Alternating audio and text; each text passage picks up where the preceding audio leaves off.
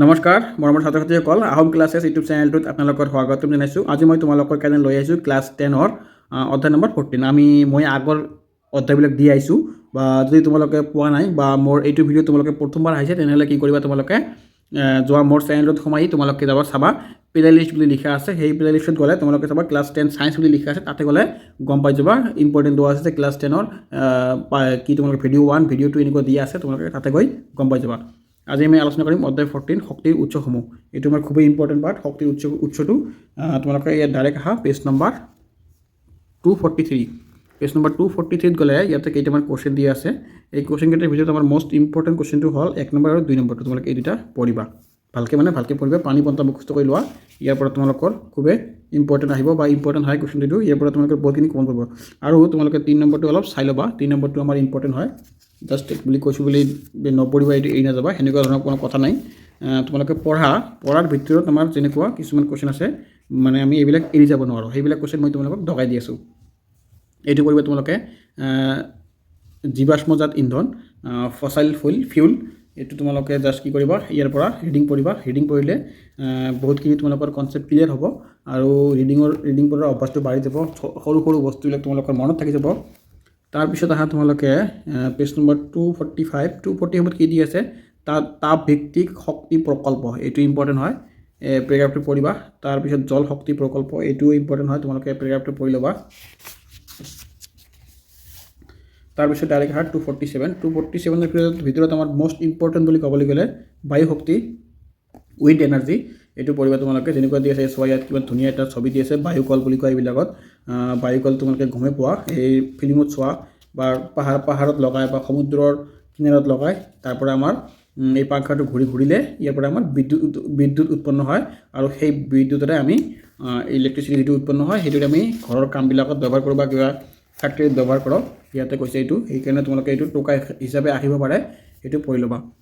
তাৰপিছত হয় page number 248ত। 248ত গ'লে আমাৰ মষ্ট ইম্পৰ্টেণ্ট ক'বলৈ গ'লে 1 আৰু 2, এই দুটা মষ্ট ইম্পৰ্টেণ্ট। কিন্তু 3 নম্বৰটো আছে, সেইটো তোমালোকে জাষ্ট অলপ জানি ল'বা।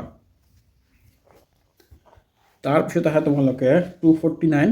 ইয়াৰ ভিতৰত আমাৰ সৌৰ শক্তিটো ইম্পৰ্টেণ্ট হয়, এইটো পেৰাগ্ৰাফটো পঢ়িবা। সৌৰ শক্তি মানে solar system, solar energy, solar system নহয় মানে ছ'লাৰ এনাৰ্জি। সূৰ্যৰ পৰা যে আমি বিদ্যুৎ পাওঁ, যেনেকৈ আজিকালি খুবেই ট্ৰেণ্ড হৈ আছে ছ'লাৰটো। চাবা তোমালোকে সকলোৰে ঘৰত ছ'লাৰ লগাইছে আজিকালি। সেইটোৱে কৈছে সূৰ্যৰ পৰা আমি কেনেকৈ ইলেক্ট্ৰিচিটি বনাব পাৰোঁ, এইটোৰ বিষয়ে কৈছে, দি আছে চোৱা। তাৰপিছত এইটো পঢ়িবা, সমুদ্ৰৰ পৰা প্ৰাপ্ত শক্তি, এইটো পঢ়িবা। এনাৰ্জি ফ্ৰম দ্য সি, সমুদ্ৰৰ পৰা আমি কেনেকৈ শক্তি পাওঁ, সেইটো পঢ়িবা। তাৰপিছত চোৱা তোমালোকে ইয়াতে তৰংগ শক্তি, এইটো পঢ়িবা, সেইটো মই দাগাই দিয়া নাই, এইটো পঢ়িবা তোমালোকে। তাৰপিছত ইয়াৰ ভিতৰত আমি সবাতকৈ বেছি ইম্পৰ্টেণ্ট বুলি ক'লে নিউক্লিয়াৰ শক্তি, এইটো আমাৰ মানে মষ্ট ইম্পৰ্টেণ্ট, ভেৰি ইম্পৰ্টেণ্ট হয়। এইটো তোমালোকৰ টকা হিচাপে আহিব পাৰে, এইখিনি অলপ চাই ল'বা, বেছি পঢ়িব নালাগে, 2-3 লাইনমান পঢ়িলে হৈ যাব। একদম 4-5 মাৰ্কৰ কাৰণে পঢ়াৰ দৰকাৰ নাই তোমালোকৰ, জাষ্ট ফৰ 2 মাৰ্কছ নহ'লে 3 মাৰ্কছ, মষ্টলি 3 মাৰ্কছৰ কাৰণে পঢ়িলে হৈ যাব, 4-5 মাৰ্কৰ কাৰণে পঢ়িব নালাগে। তাৰপিছত তোমালোকে ডাইৰেক্ট আহা পেজ নম্বৰ 253। পেজ নম্বৰ 253 ভিতৰত আমাৰ ইয়াত 3টা আছে ইম্পৰ্টেণ্ট, 2, 3 আৰু 4। এই 3টা ইম্পৰ্টেণ্ট। এই 3টাৰ ভিতৰত তোমালোকে এই 3টাৰ ভিতৰত আকৌ ইম্পৰ্টেণ্ট বুলি ক'লে 4 নম্বৰটো আমাৰ ভেৰি ইম্পৰ্টেণ্ট, এইটো তোমালোকে এই নাযাবা, এইটো পঢ়িবা যেনেকৈ হওক। তাৰপিছত সেইটো চেপ্টাৰৰে, সেইটো পাঠৰে, সেইটো পেজৰে 253 পেজৰে 1 নম্বৰটো তোমালোকে পঢ়িবা, সেইটো আমাৰ মষ্ট ইম্পৰ্টেণ্ট হয়, এইটো পঢ়িবা। 2 নম্বৰটো আছে, কিন্তু 2 নম্বৰটোকে 1 নম্বৰটো বেছি ইম্পৰ্টেণ্ট। তোমালোকে এইটো জাষ্ট জানি ল'বা, যাতে বনাই লিখিব পাৰা, কিন্তু এইটো পানী পন্থা মুখস্থ কৰিবা, এইটো যাতে তোমালোকে এৰি নাহা। তাৰপিছত ধৰা 254 পেজ নম্বৰত চালে কি দি আছে আমাৰ, ইয়াৰ ভিতৰত তোমালোকে 1 নম্বৰটো পঢ়িবা, 1 নম্বৰটো মষ্ট ইম্পৰ্টেণ্ট হয়, 2 নম্বৰটো অলপ চাই ল'বা। তাৰপিছত তোমালোকে আহা অনুশীলনী MCQখিনি পঢ়ি যাবা। আৰু লং কুৱেশ্যনৰ ভিতৰত তোমালোকে পঢ়িবা কি, ইয়াত 4 নম্বৰটো পঢ়িবা, আমাৰ 4 নম্বৰটো ইম্পৰ্টেণ্ট হয়। লং কুৱেশ্যনৰ ভিতৰত 4 নম্বৰটো আছে, 8 নম্বৰটো, 9, 10, এই 4টা ইম্পৰ্টেণ্ট আমাৰ লং কুৱেশ্যনৰ ভিতৰত। পেজ নম্বৰ 255, পেজ নম্বৰ 255ৰ এইকেইটা কুৱেশ্যন আমাৰ ইম্পৰ্টেণ্ট।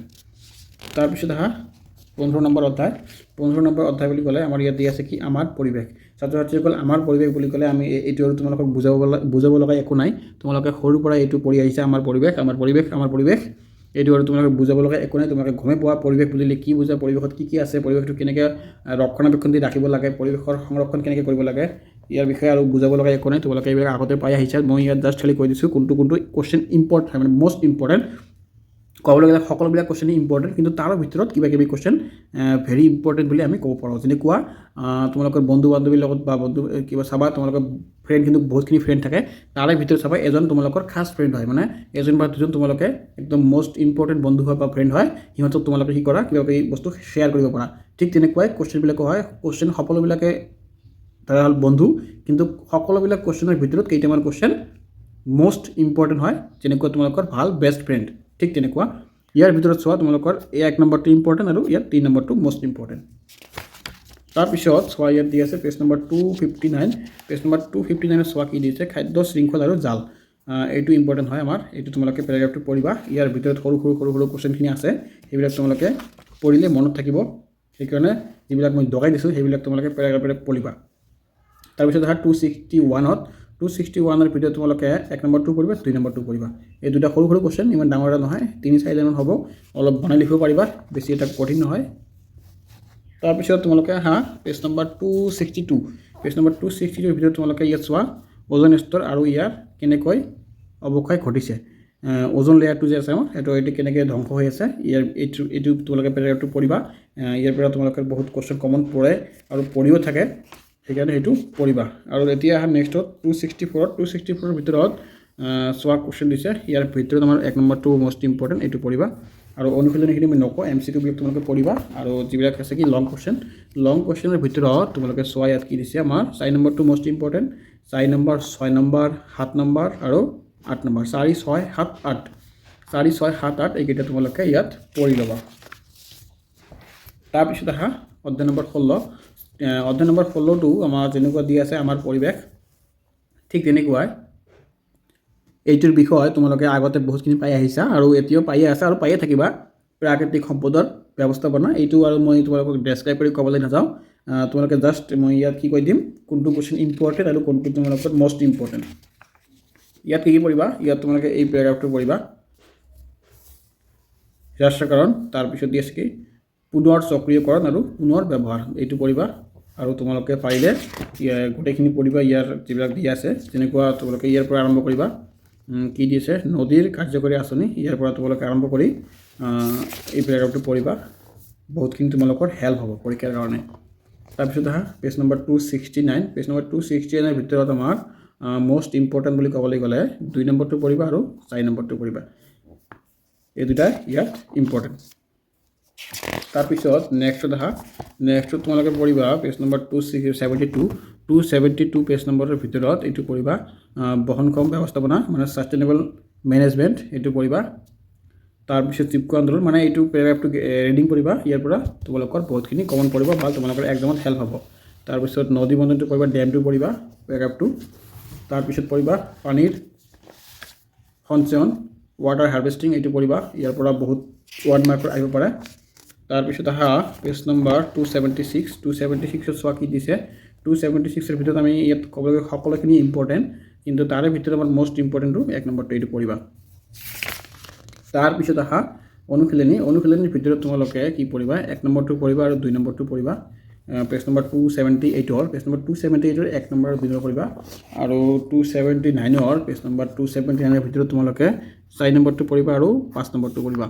ইয়াতে তোমালোকৰ গোটেইখিনি কভাৰ হৈ যাব, কিন্তু তোমালোকে 90 বা 95 নাপাবা।